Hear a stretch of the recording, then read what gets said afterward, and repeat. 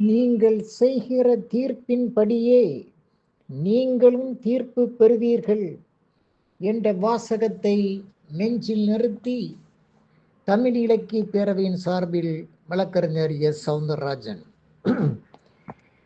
அரசியல் அமைப்புகளை அரிஸ்டாட்டில் வகைப்படுத்துகிறார்.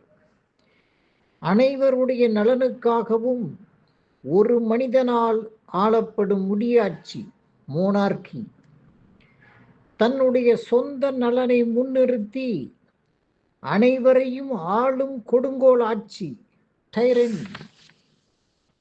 அனைவருடைய நலனுக்காகவும் சிறுபான்மை மேன்மக்கள் ஆளும் உயர் குடியாட்சி அரிஸ்டோகிராசி.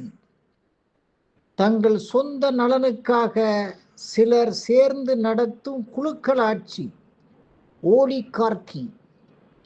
அனைவர் நலனுக்காகவும் பெரும்பான்மையினர் நிர்வகிக்கும் அமைப்பொழுங்கு கொண்ட சீரிய ஆட்சி பொலிட்டி.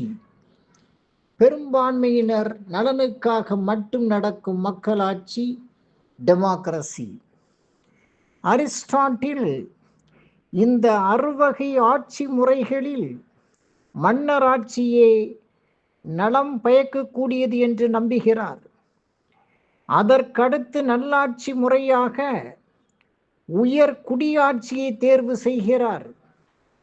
ஆனால் முடியாட்சி ஒரு கொடுங்கோல் ஆட்சியாகவும் உயர் குடியாட்சி குழுக்கள் ஆட்சியாகவும் மாறுவதற்கான வாய்ப்பிருப்பதை அவர் மறவாமல் எடுத்துரைக்கிறார்.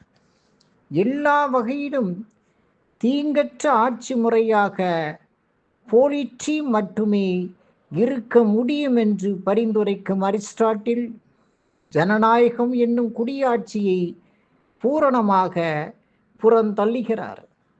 ஜனநாயகத்தை கும்பல் ஆட்சி மோஃபோக்ரேசி என்று அவர் வெறுத்தொதுக்கிறார். நாம் அனுபவிக்கும் ஜனநாயக ஆட்சி முறை நமக்கு பரிசாக வழங்கியிருக்கும் ஆட்சியாளர்களையும் அவர்களை தேர்ந்தெடுக்கும் வாக்காளர்களையும் பார்க்கும்போது அரிஸ்டாட்டிலை பாராட்டியே ஆக வேண்டும். நன்றி, வணக்கம்.